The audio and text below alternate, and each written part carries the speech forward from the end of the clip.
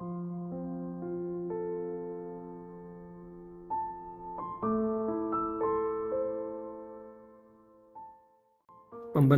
ulang. Masakan aku tidak dapat bertindak kepada kamu seperti tukang periuk ini, hai kaum Israel? Demikianlah firman Tuhan. Sungguh, seperti tanah liat di tangan tukang periuk, demikianlah kamu di tanganku, hai kaum Israel. Yeremia 18 ayat 6. Dalam dunia seni rupa, salah satu bentuk kerajinan tertua dan bernilai estetika tinggi adalah seni keramik. Sebagai salah satu cabang dari ilmu seni keramik telah ada sejak zaman prasejarah. Bahkan banyak ahli antropologi yang menjadikan barang-barang seni keramik sebagai ukuran perkembangan zaman. Semakin canggih dan indah keramik yang dihasilkan di suatu zaman, maka semakin maju pula zaman tersebut. Dulu, seni keramik hanya dibutuhkan untuk memenuhi kebutuhan manusia dalam perkakas rumah tangga, seperti kendi, piring, mangkuk, dan gelas. Namun dengan semakin pesatnya perkembangan kebudayaan, maka seni keramik menempati salah satu posisi prestisius dalam dunia seni karena mampu menghasilkan berbagai bentuk-bentuk keramik bersyaratkan nilai keindahan yang luar biasa, seperti guci dari zaman Kekaisaran Tiongkok yang memuat kaligrafi dan lukisan tangan seniman di zaman itu.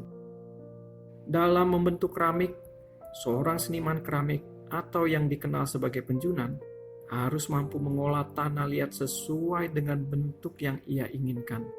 Seandainya tanah liat yang ia bentuk tidak sesuai dengan rancangannya, maka ia harus menghancurkan tanah liat itu, lalu memulai lagi proses pembentukannya dari awal, sehingga akhirnya berhasil mencapai bentuk yang ia inginkan.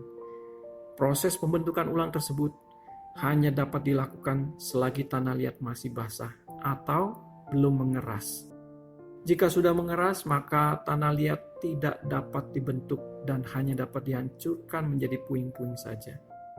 Demikian pula dengan hidup kita di tangan Tuhan, Sang Raja dan Pencipta kita. Ialah yang membentuk kita sesuai dengan apa yang Ia telah rancangkan atas kita. Apabila ternyata hidup kita tidak menjadi seperti apa yang Tuhan rancangkan, maka Ia tidak akan segan-segan untuk membentuk ulang hidup kita.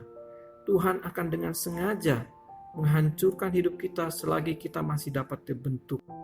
Namun jika kita tidak dapat dibentuk lagi karena sudah keras hati, maka kita pasti akan berakhir kepada kebinasaan belaka.